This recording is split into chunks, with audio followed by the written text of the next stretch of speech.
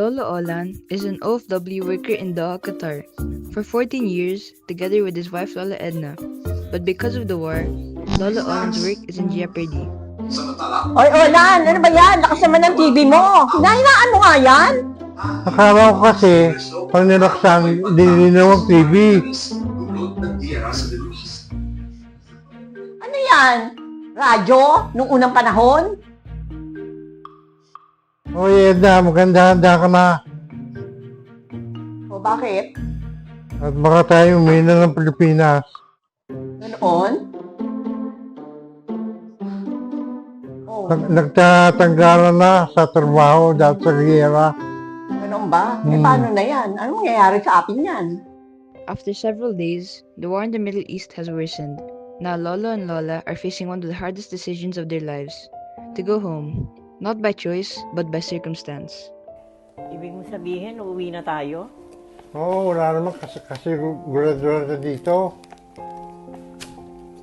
14 years, Olan. Lahat ng sakripisyo, lahat ng pagod. Para naman sa pamilya natin yun eh.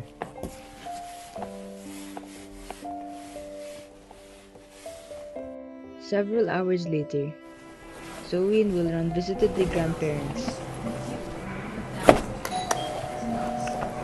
Sino kaya yun?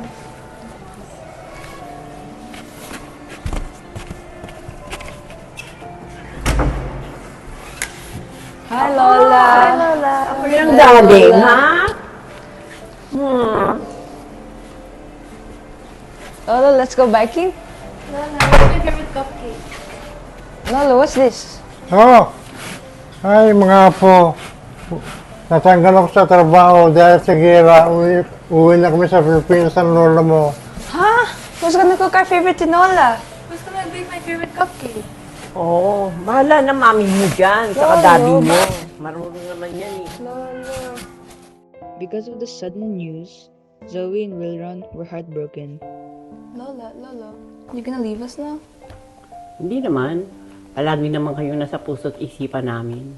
Well, what are we gonna do without you here? Alam nyo, kahit saan tayo dali ng buhay, hindi tayo pababayaan ng Diyos.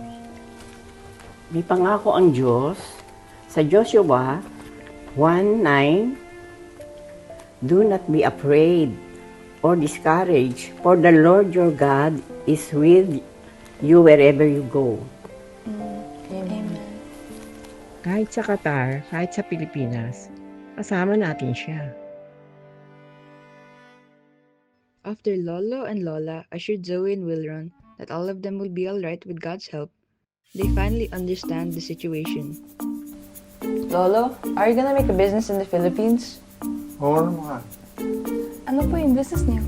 Edna's Unlimited Cafe with Sermon. Ah, ganon. Ikaw ang una kong customer. Libre ang sermon.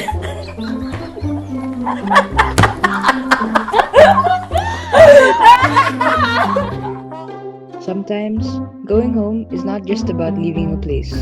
It's about trusting God for what's next.